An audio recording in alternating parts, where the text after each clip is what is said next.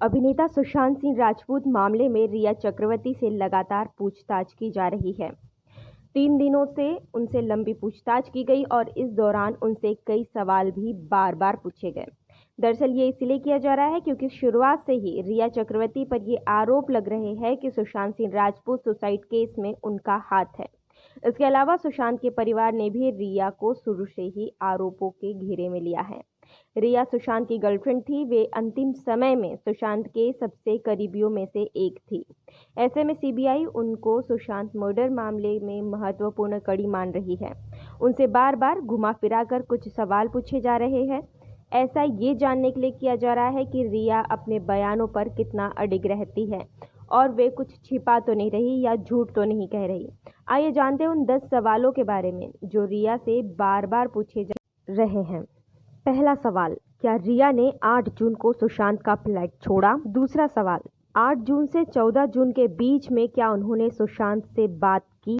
तीसरा सवाल, उन्होंने सुशांत को ब्लॉक क्यों किया? क्या इस दौरान उन्होंने सुशांत की सेहत और उनकी मानसिक स्थिति के बारे में जानने की कोशिश की?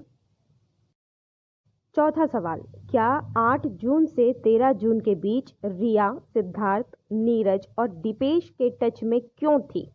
क्या उन्होंने इनमें से किसी से बातचीत की? पांचवा सवाल, रिया से सुशांत संग उनके रिलेशनशिप के बारे में पूछा जा रहा है। इसके अलावा ये भी पूछा जा रहा है कि रिया सुशांत से कैसे और कहां मिली थी। छठवां सवाल, क्या सुशांत ने कभी भी सुसाइड करने का जिक्र किया था? सातवां सवाल, क्या रिया ने सुशांत को ट्रीटमेंट के लिए डॉक्टर से दिखाया था? आठवां सवाल, क्या जिस डॉक्टर से सुशांत दिखा रहे थे उसे रिया ने ही ढूंढा था?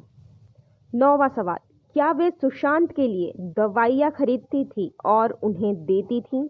10वां सवाल, क्या कभी भी रिया ने सुशांत को दवाइयों का ओवरडोज दिया था?